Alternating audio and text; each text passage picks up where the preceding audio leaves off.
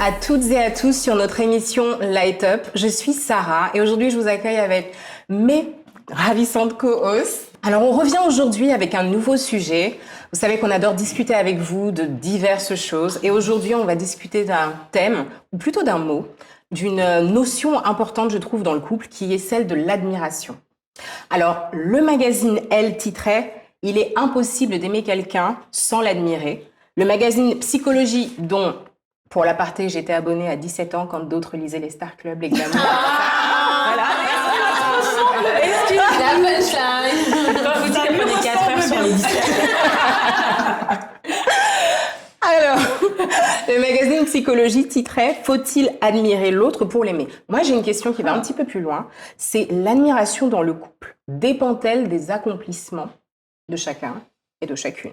C'est la question que je me posais parce que pour moi, l'admiration, si on devait définir le terme, il s'agirait de considérer avec plaisir, d'après la définition du Larousse, considérer avec plaisir ce qu'on juge supérieur, avoir de l'admiration pour considérer positivement ce que l'on juge supérieur. Alors là, ne prenez pas le terme supérieur au sens strict, c'est juste cette capacité en fait que l'on a à reconnaître quelque chose de positif, un caractère vraiment particulier, unique, qui nous émerveille, qui nous inspire chez l'autre, qui nous éblouit même, que l'on contemple. Voilà, on est dans ce registre-là, dans le registre de la contemplation, de l'éblouissement, de l'inspiration, de l'émerveillement, face à un trait de caractère ou à un fait concernant une personne qui nous fait nous dire « Non mais waouh, c'est le truc vraiment en plus que cette personne a, qui la distingue, qui la rend différente et qui m'attire en fait finalement vers cette personne ou qui me permet d'entretenir ce que nous avons déjà. » Alors les filles, qu'est-ce que l'admiration pour vous? Cassandra, commence. Pour moi, l'admiration, c'est en gros quand tu détectes chez l'être aimé, souvent puisqu'on est dans le cadre du couple, pour moi une qualité particulière. Je suis pas tellement peut-être dans le faire, dans les accomplissements, je rogne un peu déjà sur le sujet, mais vraiment sur quelque chose qui le caractérise. Ou peut-être que la personne a en plus ou de manière plus prononcée que les autres, tu vois. Je sais pas, ça peut être une qualité de cœur, ça peut être sa générosité, ça peut être, je sais pas, enfin plein de choses, tu vois, mais qui font que... Enfin, pour moi, souvent, c'est ce qui la rend un peu même unique, tu vois, ou spéciale pour toi. Spécial, Ouais. C'est quelque chose qui, je pense peut-être qu'on n'a pas forcément développé nous, mais qu'on voit chez les autres en général, parce que moi je pars aussi du principe que j'admire certaines choses, des qualités chez des amis, chez des, enfin voilà, et du coup je crois que c'est souvent j'admire quelque chose peut-être que je travaille en moi, que j'ai un petit peu, mais qui n'est pas autant prononcé que les autres. Par exemple, une qualité que j'admire particulièrement chez mon mari et chez par exemple des connaissances à moi, ça va être leur détermination à vouloir faire quelque chose, leur détermination, leur obstination, leur persévérance aussi, là où moi je vais abandonner tout de suite en disant « Ah, c'est trop dur !» Voilà. Et où je vais voir chez eux que non, ils continuent, ils persévèrent, ils sont là, et ça vraiment, cette qualité-là, je vais l'admirer chez les autres parce que j'ai l'impression de ne pas l'avoir développée. Bah moi ça me parle, ce que tu dis en termes de qualité. Je me suis posé la même question finalement. Qu'est-ce qui me rend admirative chez les gens? Et c'est assez marrant parce que je me rends compte, moi, depuis que je suis jeune, j'aimais beaucoup tout ce qui était histoire vraie. J'aime les gens qui ont surmonté, en fait, des situations. J'aime les gens qui n'ont pas parfois eu les bons départs, mais qui se sont reconstruits, se sont posés des questions et ont avancé grâce à ça. Et moi, c'est quelque chose que j'admire énormément. Donc, depuis que je suis petite, j'ai toujours mes bibliothèques, Leïla mariée de force à 12 ans. Mais parce que, en fait, ça me touche beaucoup, ces personnes, de dire, t'avais 12 ans, t'avais rien, t'étais livrée à toi-même, mais tu as su, en fait, te reconstruire malgré des traumatismes et même utiliser ton histoire pour pouvoir bénir les autres. Je trouve ça extraordinaire. Et c'est vrai que moi, c'est quelque chose qui force l'admiration parce que je trouve qu'au-delà des accomplissements, qu'on en parlait, c'est du caractère intrinsèque, en fait. C'est ça. Et c'est vrai que c'est des choses que j'aime et qui me touchent. Et tu parlais tout à l'heure, donc toi, de ce que tu as admiré notamment chez ton mari. Et ben moi, je sais que c'est marrant parce que mon admiration que j'ai pour lui vient un peu de ça. Parce que moi, par exemple, j'admire beaucoup sa qualité d'être un super papa. Parce que c'est pas quelqu'un qui a forcément eu cette éducation, cette base sur comment être un bon papa, les bases, etc., le modèle, mais qui a su se transcender, se poser des questions et qui est devenu un super papa, en fait.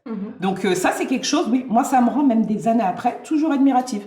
de me dire, bah, t'as des personnes, en fait, quand elles ont décidé, comme tu parlais de détermination en plus, elles ont décidé que dans leur vie, elles voulaient faire autre chose, que finalement, les circonstances ne les condamnaient pas à un échec où ils n'étaient pas voués, en fait, à une certaine destinée qu'on pensait, mais qu'ils se disent, bah non, finalement, je décide de changer de trajectoire et j'y mets toute l'énergie qu'il faut pour le faire.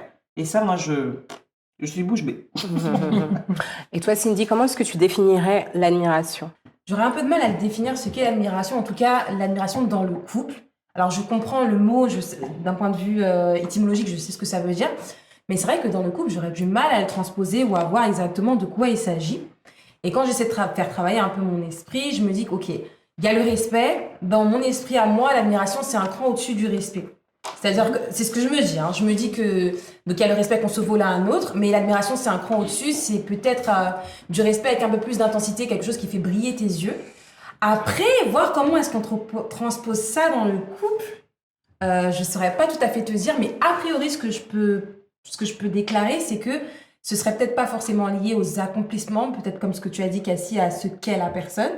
Étant donné que moi, je suis quand même quelqu'un qui a eu du mal à avoir confiance en elle et je me suis un peu construite comme ça au cours de mon adolescence et même ma vie de jeune adulte de cette manière-là. C'est vrai que ce qui va peut-être forcer mon admiration, c'est ce que les qualités que les gens ont, que je n'ai pas, mais que j'aurais voulu avoir. Pas seulement que je n'ai pas. Par exemple, je suis pas forcément patiente. Quelqu'un qui est patient, ouais, j'admire, c'est bien, il est patient. Mais quand il s'agit d'une qualité que j'aurais voulu avoir, bah, j'ai pas confiance en moi, lui, il a confiance en lui. Ouais, j'admire parce qu'il l'a et il le fait bien et j'aimerais être comme ça. Mais après, est-ce que penser de cette manière-là dans le couple, c'est normal, c'est logique? Je saurais même pas vous dire, je sais pas. Donc, Bah, c'est pas pareil, mais enfin, moi je voulais juste revenir, oui, sur le fait que pour moi, l'admiration, est-ce que finalement, c'est pas quand on voit que la personne a fait d'une faiblesse une force aussi, enfin, quelque part, un peu ce côté, justement, tu parlais de ces personnes qui surmontent des traumatismes. Je pense que l'admiration, ça part aussi de ce côté faible qui se transforme en fait en une force dont l'autre fait une force et du coup, on admire ça parce qu'on se dit, ben, moi, je reste dans ma faiblesse, je dépasse pas forcément cette faiblesse-là. Et du coup, je suis un peu... donc, j'admire le fait que lui ait dépassé cette faiblesse-là que lui peut-être avait et il en a fait une force, en fait. Ça te renvoie peut-être à quelque chose que, comme elle a dit, que tu voudrais, mais que tu n'as peut-être pas encore atteint ou, tu vois. Je voulais juste rebondir sur ce que vous disiez. J'ai l'impression qu'en fait, pour vous, l'admiration vient du nombre d'années, des expériences et de l'évolution que vous avez pu voir sur une personne. Alors, je voulais savoir, est-ce que vous ne pensez pas que ça peut être également constitutif du sentiment amoureux quand on démarre la relation, de voir une personne et d'avoir un genre de coup de foudre et se dire « Waouh !» Vraiment. Déjà, est-ce que ça faisait partie des critères des hommes que vous avez fréquentés? Quand tu admires la personne, ça part un peu du truc de le prince charmant. Au début, tu ne vois que les qualités, tu ne vois que ce qui est voilà, lumineux chez la personne. Après, tu creuses un peu. Là, on tombe sur Dr. Jekyll. Mais les parties sombres de chacun. Alors, je sais pas si c'était de l'admiration, mais j'avais de l'admiration pour, par exemple, son ambition. Tu vois, en fait, je me disais, ah ouais, waouh. Il y avait un côté un peu waouh. Et après, il y a eu la partie sombre, où là, du coup, en fait, l'admiration, soit on dépasse cette partie sombre et l'admiration continue, mais il y a eu, je dirais, peut-être ce moment un peu de creux où l'admiration retombe un petit peu et où elle revient parce qu'on apprend, on continue d'aimer l'autre, on apprend à aimer l'autre dans ses faiblesses, dans ses parties sombres, dans ce qu'il n'arrive pas à faire, et vice-versa, lui aussi, de son côté. Au début, il y avait cette admiration, mais peut-être pas aussi forte qu'aujourd'hui. Je rebondis sur ce que tu dis, dans le sens où quand j'ai rencontré mon mari, il y avait des choses vraiment que j'appréciais déjà de lui. Mais franchement, si je dois faire une rétrospective, je me dirais que je l'appréciais pour 20% de ce que j'ai pu découvrir maintenant aujourd'hui. C'est ça. Et là où, pour moi, c'était déjà de l'admiration, je pense qu'aujourd'hui, je le qualifierais en respect pour certaines qualités qu'il avait. Et avec le recul et l'expérience, finalement, je te rejoins pas mal.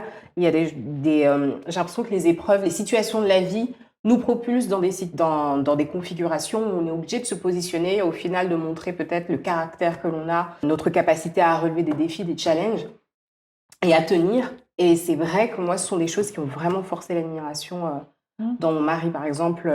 une chose que j'admire vraiment beaucoup chez lui, c'est la discipline. Quand il va se mettre en tête de faire quelque chose, de développer un truc ou de tenir un objectif, il n'y a rien qui peut se mettre entre lui et ce qu'il a décidé de faire. Vraiment, même pas sa propre souffrance, ou sa fatigue. Et c'est quelque chose que j'avais déjà un peu vu, parce que... Voilà, que tu avais vu, mais que j'avais déjà vu, mais que j'ai ouais. vraiment vu dans son full potentiel dans le mariage, et je vois toutes les différentes ramifications que ça peut avoir, même dans le bien du développement de notre foyer. Et ça force l'admiration, et ça me fait me dire que ce sont des choses qui peuvent être cultivées aussi. La personne qui est détentrice de la qualité en question peut cultiver cela, mais aussi le regard de la personne, par exemple une femme ou un homme qui pose le regard sur et qui admire, peut continuer à aiguiser son œil à voir ces choses-là aussi. Moi, je pense que tu peux avoir un coup de cœur complet pour une personne, parfois à qui tu vas parler, je ne sais pas, peut-être la première heure, et te dire waouh, vraiment, je suis subjuguée, je ne sais pas, j'admire, je sais pas, sa manière de parler, son expérience de vie, les qualités que tu as pu déjà déceler, etc. Après, je pense que l'admiration doit survivre à l'épreuve du temps. Oui. Et c'est peut-être ça qui est compliqué, en fait, Exactement. parce que tu dois toujours pouvoir, en fait, garder ce même regard sur la personne. Justement, j'ai une affirmation que j'ai trouvée en faisant mes recherches sur le sujet, qui est, et je veux que vous me répondiez par oui, par non, et après on va débriefer, l'admiration évolue ou l'amour meurt. Oui, non. Je suis assez d'accord avec team ça, oui. parce que quand tu tombes amoureux, il y a une part d'admiration. Enfin, c'est pas que c'est obligé, mais c'est très dur d'aimer quelqu'un que tu n'admires pas. Bah oui, il y a alors, forcément pour moi, c'est une même qualité. impossible. Bah oui. Oui, c'est reconnaître les qualités de l'autre, c'est admirer ses qualités, en fait. C'est-à-dire, voilà. Même Moi, si on c'est a même que ce qui le quelques-unes, hein. caractérise. Mais Souvent, ce que tu admires, c'est ce qui caractérise la personne. Donc, c'est ce qui te fait qu'elle est, elle et pas une autre. Donc, ça.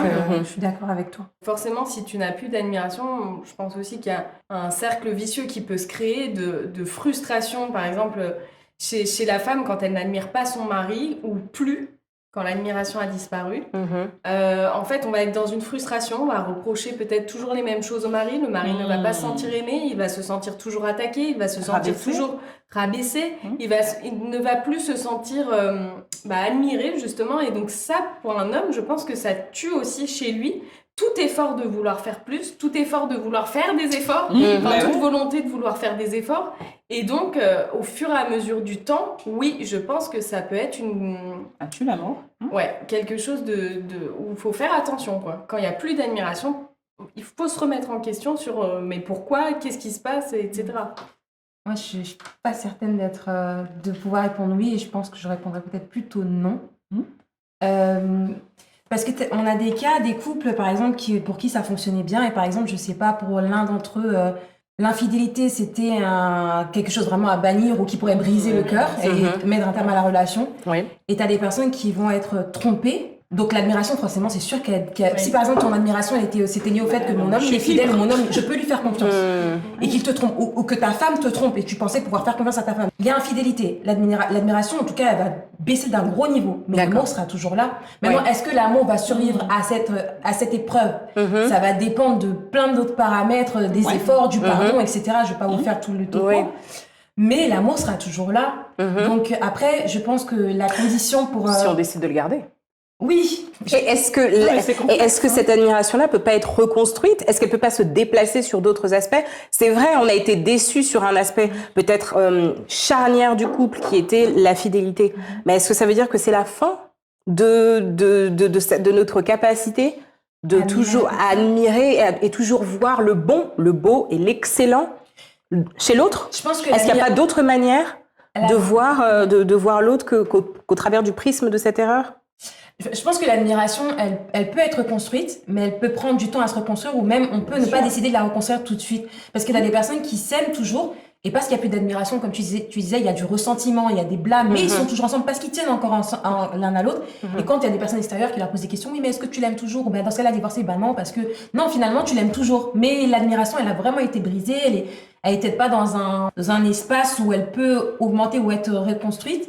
Maintenant, je pense que moi, le bémol que je pourrais mettre aussi à la déclaration que je fais, c'est peut-être sur le laps de temps. C'est-à-dire que si plusieurs années s'accumulent et que l'admiration, comme tu dis, n'a pas été reconstruite ou qu'elle n'a pas été relancée, là, peut-être que sur le long terme, l'amour meurt.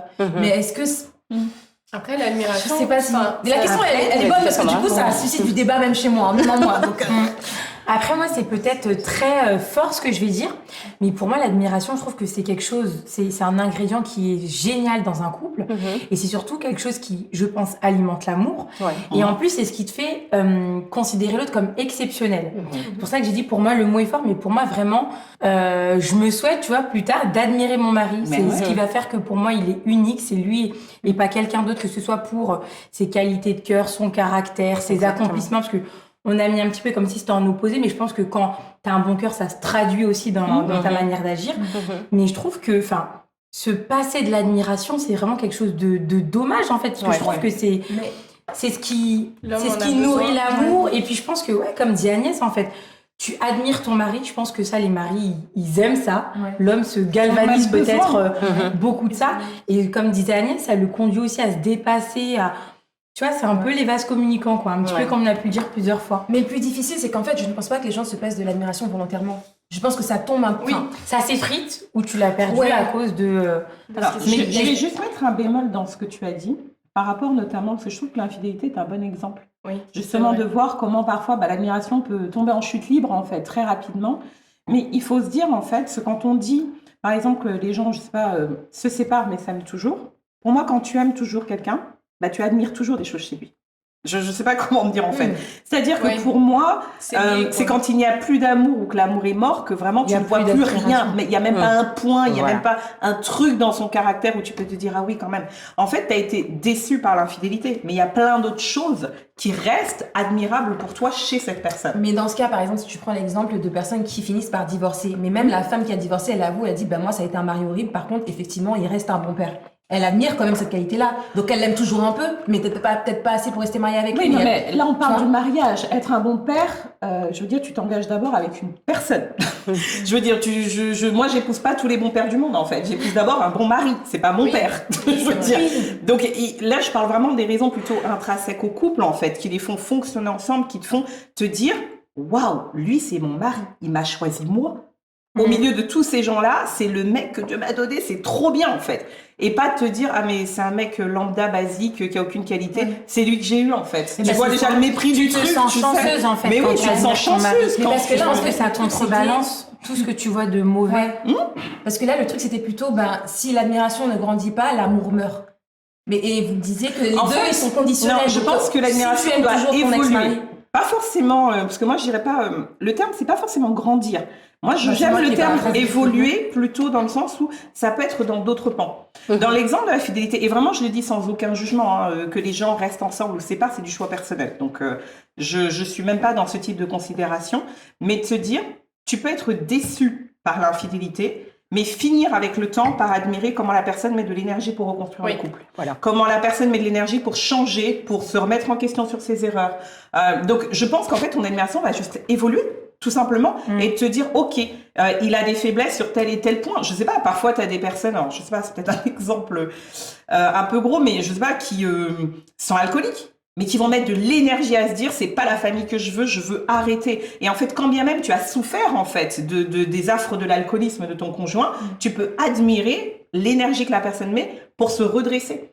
Et je pense qu'en fait, quand tu aimes une personne pour plein de choses, justement, tous ces petits points, tu peux apprendre aussi à changer ton regard. Parce que moi, j'ai tendance à dire que souvent, quand on n'admire pas une personne, c'est qu'on la regarde pas de la bonne manière. Tu peux parfois changer ton regard quand tu as aimé une fois une personne. Parfois, tu regardes que les défauts, tu regardes que ce qui va pas et tu n'arrives même plus à voir de choses positives chez lui. En mais est-ce fait. que ça veut dire que pour autant que l'amour n'est plus là? Parce que si l'amour est l'amour et l'admiration. Mais ça, vont c'est- ensemble. Ça tue En l'amour fait, en fait. voilà, de ça, voir c'est que vrai. les mauvais points, Ouais. petit à petit, ça tue l'amour. Si tu changes pas de regard, au bout de 3 ans, 4 ans, 5 ans, l'amour est mort, bien sûr. Ouais, donc Parce ça. que tu n'as vu que ce qui n'allait pas en Après, fait. tu peux apprécier la personne, tu peux te dire je l'aime parce qu'on a un quotidien ensemble, parce qu'on a une vie ensemble, ça peut être dur de renoncer à Ouais. ça aussi.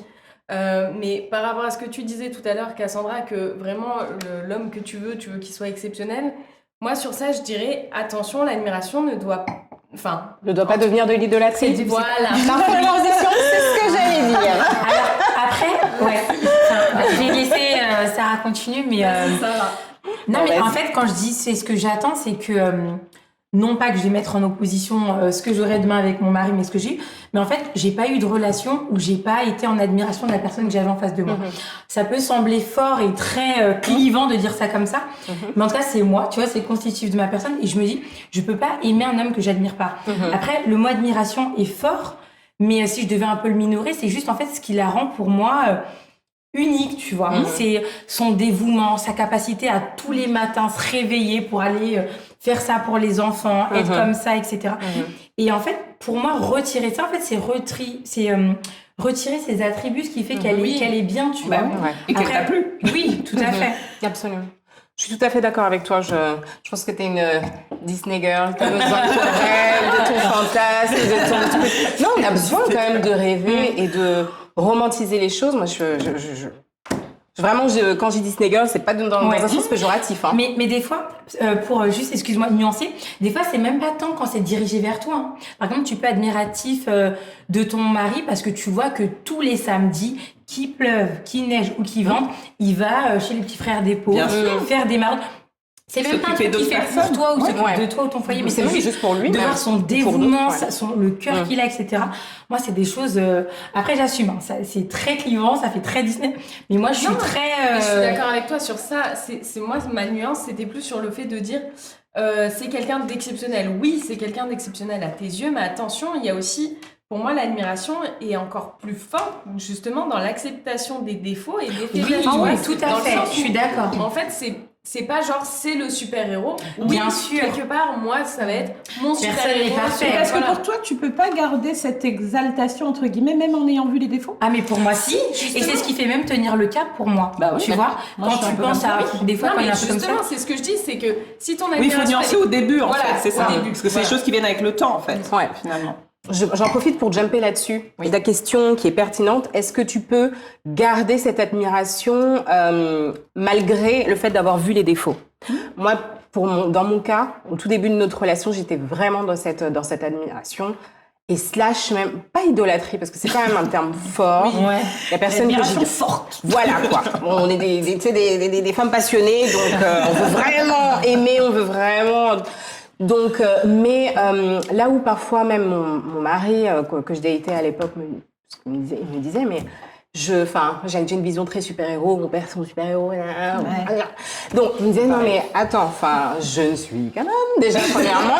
Et on avait eu des conversations difficiles dans lesquelles où il me disait, même avant qu'on soit mariés, et ça s'est représenté après, bien sûr, parce qu'il fallait passer le test après, mais moi j'ai un peu peur parce que du coup, si jamais j'échoue, j'ai beaucoup d'expectatives, donc si jamais j'échoue, si jamais un jour je te déçois, ça va être la fin du monde et le début vraiment de la fin des choux et tout ça, des gros problèmes. Je disais, mais non, t'inquiète, de toute façon, pas à toi, nanana. Oui, et puis 7 ans plus tard, toc, toc, toc. Alors, Monsieur Jonathan, te frustre-t-il? Oui. T'a-t-il déçu à certains niveaux dans votre couple? Bien sûr que oui, chose que je ne m'imaginais absolument pas. Et en fait, là où ça aurait pu être vraiment destructeur, ça a été salvateur en fait de pouvoir le voir dans sa faiblesse, de voir comment il pouvait rebondir dans sa faiblesse, et surtout moi, de me rendre compte, même quand il faiblit, en fait, je me rends compte que mon amour pour lui n'en est que demeure, ne disparaît pas, parce que parfois il y a cette peur aussi. Si je le vois en difficulté, si je ne l'admire plus, est-ce que je vais pouvoir continuer à l'aimer en fait pour ce qu'il est vraiment? Parce que quand même dans l'admiration, c'est vrai qu'on reconnaît ce qu'il y a de bon et ce qui est vrai, ce qui est factuel chez la personne, mais il y a quand même aussi un petit peu de la mythification, surtout quand on ne vit pas encore ensemble, et du fantasmatique, du fantasmagorique, de tout ça. Et il a fallu qu'on passe par des épreuves, des caps où oui, il y a eu de la déception, où oui, il y a eu les écailles qui tombaient des yeux. Bon, je vous rassure, pas sur des trucs genre... non, mais vraiment sur des faits concrets, des épreuves de la vie, des difficultés, où on se rend compte, on se pose la question, mais finalement, est-ce que je l'aime toujours? Bah oui. Et est-ce que j'ai toujours de l'admiration, du respect? Oui, pour la manière dont il a traversé les choses, de la manière dont on a fait ceci, de la manière dont on a tourné, la manière dont on s'est retenu. Et là, on se dit, ah ouais, d'accord, donc l'admiration peut évoluer sur la base de la réalité maintenant. De notre humanité, dans ce qu'il y a dans tout ce qu'il y a de plus faillible au final. juste rebondir. Dans ce cas-là, c'est vrai que je suis un peu plus de la team de ton mari, enfin du moins au début de votre relation, parce que moi, c'est ce qui me fait, enfin c'est pour ça que ça m'inquiète un peu quand vous dites l'amour et l'admiration ça ensemble, parce que je me dis ouh là là. Non, mais c'est vrai que ça me fait peur parce que je suis plutôt de la team de l'autre côté, c'est-à-dire que oui, j'aimerais admirer mon mari. Le problème, c'est que je me dis, j'ai peur après au niveau des. Mais tu le veux même pas. Ça, Il y a aussi quelque chose en fait, je voudrais dire. Oui, tu En fait, choisis. l'admiration, c'est pour ça que je disais à Agnès, attention, pour moi, enfin, il y a un pas vers l'idolâtrie, mais c'est quelque chose qui se fait tout seul en fait de son propre chef sans que tu souhaites y mettre de l'énergie. Voilà. C'est vraiment quelque chose de naturel où tu peux même des fois te surprendre toi-même mais waouh, tu vois. Et c'est pas quelque chose que tu forces en fait. Hein. Pour moi, c'est comme l'amour. Mais Hein, c'est ça se comme force la pas. vie. Hein. Et c'est même un indice. Hein. peu. Souvent, justement, tu es face à une personne qui te fait quelque Qui te chose. laisse Quoi. pas insensible. Tu vois, Voilà. donc, Tu peux je pense avoir que des amis dont tu admires les qualités de manière plus Parce que forte que c'est tu plutôt vois. sur le spectre la peur de la déception en fait, le fait que l'admiration. Mais tu seras déçu, rassure-toi. Mettons-nous d'accord là-dessus.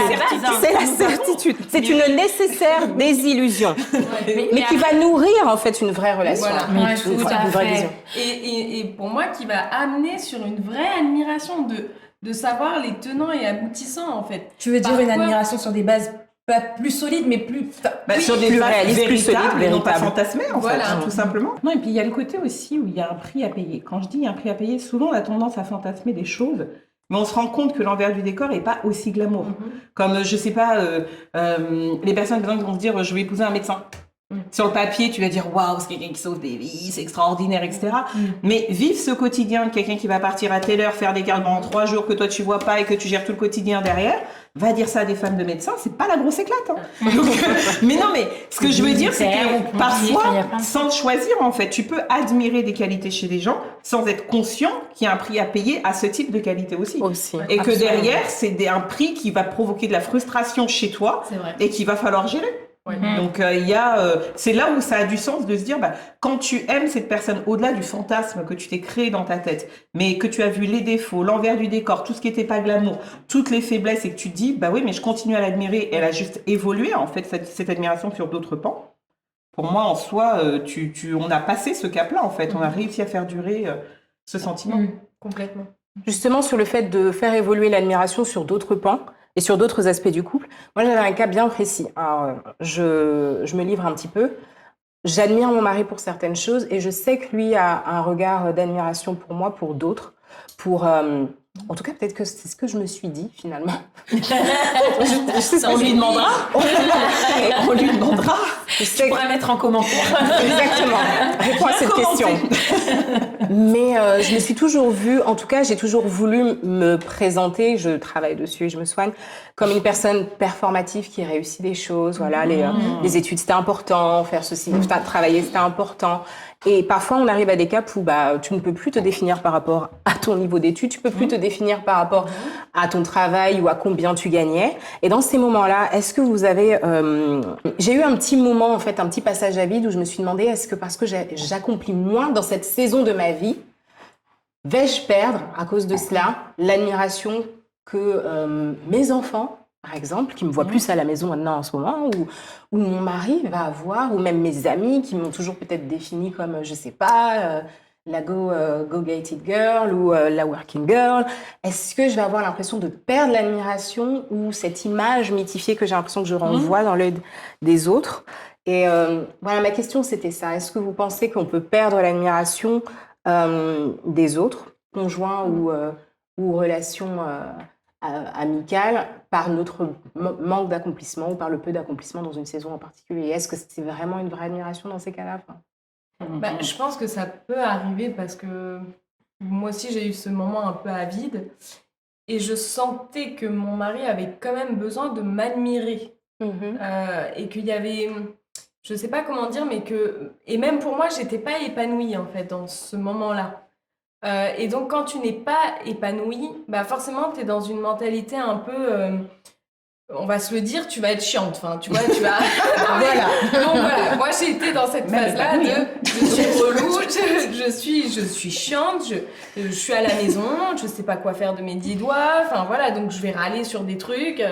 Enfin voilà, je vais accorder plus d'importance à des petits détails ou si je faisais autre chose, si j'étais bien dans ma peau, dans ma tête et tout, je ne ferais peut-être pas attention à ça.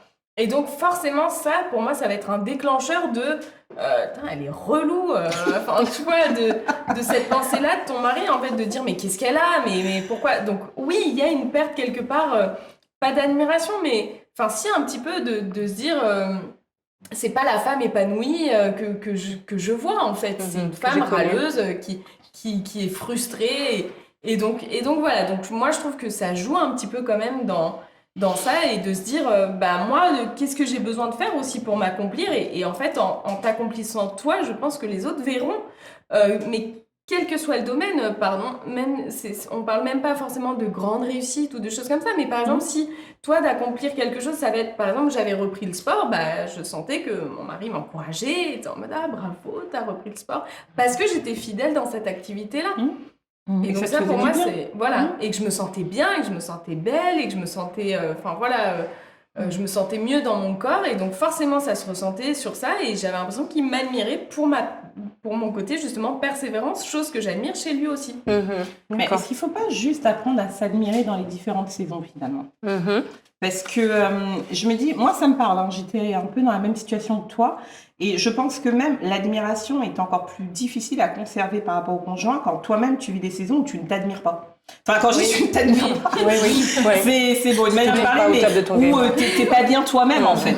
Donc, ou peut-être justement ton amour pour toi en a pris un coup, ou l'image que tu avais de toi aussi en a pris un coup. Parce que ça va se traduire peut-être en jalousie finalement. Ou en frustration, ça peut se dire ah lui il réussit, moi je réussis pas. Moi j'aurais ou parfois même en apitoiement. Parfois, c'est même pas de la jalousie, mais c'est juste de te mettre dans cette position d'apitoiement qui peut faire que l'autre se dit mais en fait, c'est pas la femme que j'ai connue, c'est pas la personne que j'ai connue. Alors, comment ça se passe quand on est un homme ou quand on est une femme et qu'on se dit je sais pas la personne que j'ai connue? Alors, moi, j'ai tendance à dire déjà, je suis vraiment pour l'admiration mutuelle. C'est vrai qu'on a beaucoup parlé de l'homme. Amen. Je pense qu'une femme doit admirer son homme, mais qu'un homme doit également admirer sa femme. Alors, peut-être pour des qualités différentes, ça évidemment, c'est très perso. Mais j'ai tendance à me dire, aujourd'hui, je ne peux pas admirer mon mari que quand il travaille, en fait. Je dois l'admirer même s'il est au chômage, en fait. Voilà. Donc, pour d'autres raisons et vice-versa. Moi, je sais que je l'ai beaucoup connu dans une période, enfin, nous, déjà, on a vécu, je l'ai admiré avec beaucoup de réussite professionnelle, etc. Mais je l'ai admiré aussi avec une vraie frustration de ne pas trouver du travail. Mais j'admirais la persévérance qu'il mettait chaque jour. J'admirais le fait que parfois, il était peut-être même prêt à accepter des boulots qui n'étaient pas à son niveau pour prendre soin de nous. Donc, même dans cette saison-là, pour moi, il y a toujours des choses admirables, en fait, chez l'autre. Est-ce que ça a été facile à vivre, sur le coup? Est-ce que dans la tempête, t'étais en mode ah, je t'admire, mon chéri? Alors, en toute honnêteté, c'est pas une période, Dieu merci, qui a duré extrêmement longtemps. Donc, je pense qu'elle n'a pas non plus trop secoué en fait ma vision que j'avais de lui, parce que c'est pas quelqu'un qui cherchait du boulot en restant posé sur le canapé toute la journée à regarder la télé. Il mettait vraiment beaucoup d'énergie à en trouver, et c'est vrai que pour moi tu ne peux pas en vouloir à une personne qui essaye, parce que il y a des choses où Dieu seul décide des temps, etc. Mais quand tu vois que la personne met de l'énergie et est profondément frustrée en fait de pas arriver à faire quelque chose, même quand ce n'est pas pour lui, on sait parfaitement qu'il fait certains choix qui sont pour nous. Moi, mon admiration, elle n'a pas bougé. Franchement, elle n'a pas bougé. Mais je pense que tu vois, l'admiration n'a pas bougé parce que ton mari est resté fidèle à lui-même. C'est pour ça qu'on retourne dans cette notion d'intrinsèque. Complètement. Et je pense que peu importe vents et marées, ce qu'on traverse, pour le coup, que ce soit l'admiration du mari envers la femme ou inversement, je pense que l'admiration demeure quand on reste fidèle à nous-mêmes.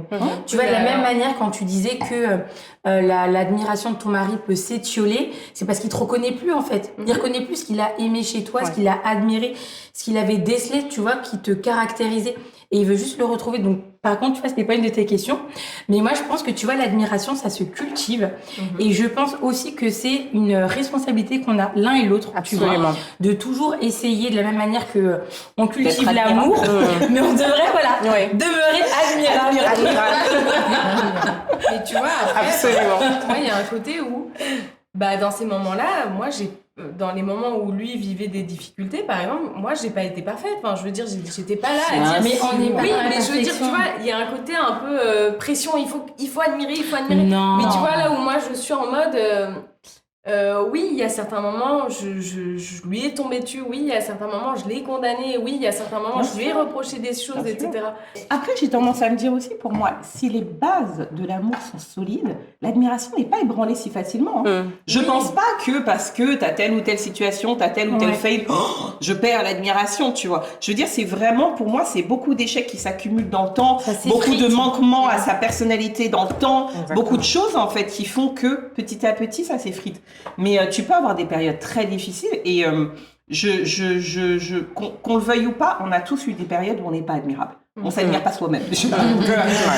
C'est compliqué pour l'autre aussi d'admirer. Et des périodes même pires où tu n'as même pas la motivation de redevenir admirable. Parce que, voilà, tu es dans une phase très compliquée. Et heureusement, justement, que les bases de l'amour sont solides et que tout ne s'effondre pas parce que tu passes, je sais pas, 3 ans de désert psychologique, émotionnel, professionnel, financier ou tout ce que tu veux. Mais que la personne puisse aussi comprendre que mais t'es faible, t'es un être humain. Tu as des phases où tu peux avoir vécu des choses qui t'ont profondément ébranlé et que tu mets du temps aussi à te relever. Et je pense que l'amour, c'est ça aussi. C'est pouvoir aimer l'autre même quand il n'est pas aimable. C'est ça. Et du coup, pour moi, c'est la nuance. C'est la nuance avec ce qu'on disait au début où tu savais pas trop. En fait, oui, c'est lié, mais effectivement, c'est pas non plus dépendant l'un de l'autre dans le sens où il peut y avoir un moment de désert, comme tu dis, où finalement l'admiration est un peu moins là, mais où l'amour demeure, et c'est ce qui fait qu'on va tenir, parce que heureusement que... Et l'admiration peut revenir après. Voilà, heureusement que dès que l'admiration n'est plus là, c'est pas « Allez, ciao !» Là, c'est vrai que ça me... Enfin, oui, je vois ce que tu voulais dire au début. c'est pas que ça me rassure. Ça se reboucle avec ce que tu disais. Non, ça m'apaise, disons, que tu me dises que c'est pas forcément dépendant, parce que c'est là, le warning, là, les feux de, comment on appelle ça? Les feux de détresse, ils sont allumés là. Je me dis, mais si c'est dépendant et qu'il y a, comme tu dis, des manquements d'un côté ou d'un autre, comment ça se passe? C'est compliqué. Donc, du coup, ça m'appelle un peu que tu me dises que c'est, C'est communiquant. Il y a aussi les faiblesses, hein, tu sais. Des fois, on est tout le temps en mode, dit comme ça peut sembler bizarre, mais je pense que des fois, tu aimes aussi l'autre, même quand il est à terre, ou peut-être aussi fort que quand tu le vois au sommet, tu vois, parce que tu l'aimes sur une base solide et pas sur un conte de fées Disney ou Teletubbies où tu enjolives tout, quoi, tu vois. Absolument. Après, tu as aussi deux opposés. Je me dis, le contraire pour moi de l'admiration, c'est le mépris. T'as deux opposés. C'est pas le fait d'avoir une perte d'admiration, ce qui peut arriver sur certaines choses, mais c'est vraiment le mépris. Quand tu méprises la personne en face de toi, c'est que tu ne trouves pas un élément qui peut la rendre convenable, intéressante, attirante. Mais oui, et c'est là où je trouve que par contre, là où je te rejoins, Cassandra, complètement, moi j'aurais du mal en fait à épouser quelqu'un ou vivre avec quelqu'un que je n'admire pas, parce que ça veut dire que notre quotidien est rempli de mépris. Enfin, je veux dire, ça veut dire que tu ne trouves rien ne va. Tout est rabaissé, il n'y a rien qui... Tu dis de son physique, à son caractère, à son positionnement, rien ne passe. Et je veux dire, quand tu vis dans ce quotidien-là, c'est l'enfer. Excusez-moi, mais c'est... Et je pense que tu peux même pas y aller. Oui, et c'est là aussi où tu vas avoir du manque de respect, tu vas avoir... la notion de respect n'a même plus lieu d'être, parce que cette personne, tu la méprises tellement que tu n'arrives même pas à lui donner en fait un minimum de respect. Absolument, les filles. Merci beaucoup pour vos interventions. En tout cas, moi, ce que je conclus, c'est que si l'admiration ne dépend pas uniquement des accomplissements, et gloire à Dieu, parce que elle est en tout cas un point de départ dans l'amour qui s'enrichit avec tout ce que l'on reconnaît de beau, de bon et d'excellent chez l'autre. Finalement, la beauté se trouve dans l'œil du spectateur. Alors, les filles, que ce soit dans vos relations amicales ou que ce soit dans nos relations amoureuses, ouvrons les yeux et cherchons, en fait, finalement, si c'est pas forcément au début de la relation, mais cherchons quelle est cette chose, ce sont ces traits de caractère, cette unicité, ce côté irremplaçable que l'autre a et qu'on a envie de cultiver, de consolider. J'ai lu quelque part que le sentiment d'admiration est un supplément d'âme pour faire naître l'amour et le consolider. Alors, faisons naître l'amour et consolidons-le. Et d'ailleurs, si vous trouvez de quoi réenchanter votre œil et de quoi admirer, dites-le. Exercice à vous qui nous regardez. Trouvez 3 choses à admirer chez votre conjoint, chez vos parents, chez vos amis, chez vos enfants et dites-leur, semez quelque chose en eux et voilà. Voilà, là-dessus on termine. On vous dit à très bientôt. Commentez, likez, partagez, abonnez-vous et on se dit à très vite. Bye.